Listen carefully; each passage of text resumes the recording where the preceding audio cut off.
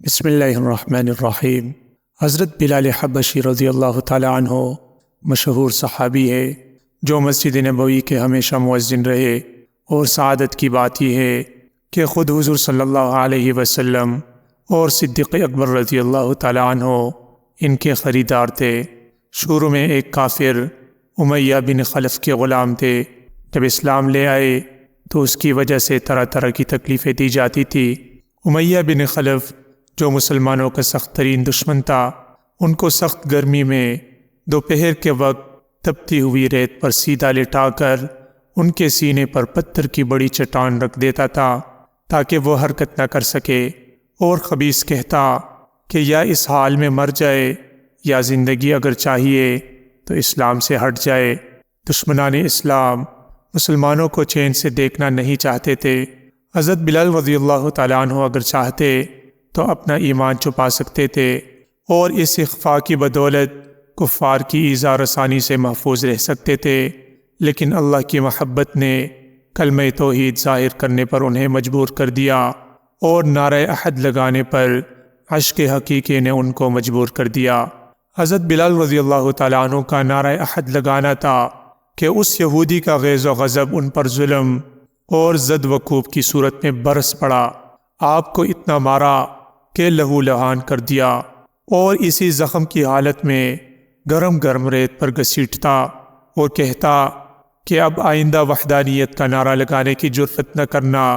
ایک دن حضرت ابوبکر صدیق رضی اللہ تعالیٰ عنہ اس طرف سے گزرے، اور حضرت بلال حبشی رضی اللہ تعالیٰ عنہ اسی خستہ اور خراب لہو لہان حالت میں احد احد کا نعرہ لگا رہے تھے۔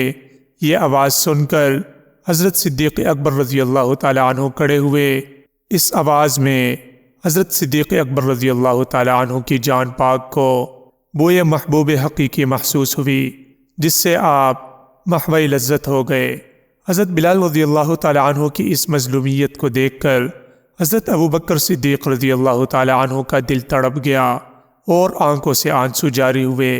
انہوں نے حضرت بلال رضی اللہ تعالیٰ عنہ کو الگ بلا کر سمجھایا کہ تنہائی میں اللہ کا نام لیا کرو، اس موذی کے سامنے ظاہر مت کرو، ورنہ یہ ملعون ناحق تم کو ستائے گا۔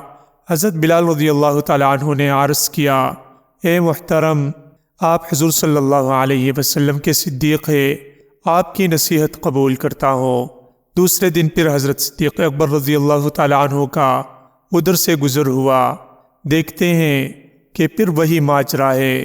حضرت بلال رضی اللہ تعالیٰ عنہ احد احد پکار رہے ہیں، اور وہ یہودی ان کو بری طرح زد و کوب کر رہا ہے، یہاں تک کہ جسم خون سے لہو لہان ہو گیا ہے۔ اس دردناک منظر کو دیکھ کر آپ تڑپ گئے، اور حضرت بلال رضی اللہ تعالیٰ عنہ کو پھر نصیحت فرمائی کہ بھائی، کیوں اس موذی کے سامنے احد کہتے ہو؟ دل ہی دل میں خاموشی کے ساتھ احد احد کہتے رہا کرو۔ حضرت بلال رضی اللہ تعالیٰ عنہ نے عرض کیا کہ اچھا، پھر توبہ کرتا ہوں، اب آپ کے مشورے کے خلاف نہیں کروں گا۔ الغرض، حضرت بلال رضی اللہ تعالیٰ عنہ باوجود ہزار مصائب اور آلام کے راز عشق کو مخفی نہ رکھ سکے، اور نعرہ احد ظاہر ہوتا رہا۔ حضرت صدیق اکبر رضی اللہ تعالیٰ عنہ نے متعدد بار نصیحت فرمانے کے باوجود جب ہر بار یہی تماشا دیکھا کہ وہ یہودی ظلم کر رہا ہے، اور حضرت بلال رضی اللہ تعالیٰ عنہ احد احد کا نعرہ لگا رہے ہیں، تو اس ماجرے کو رحمت للعالمین صلی اللہ علیہ وسلم کے سامنے پیش کیا۔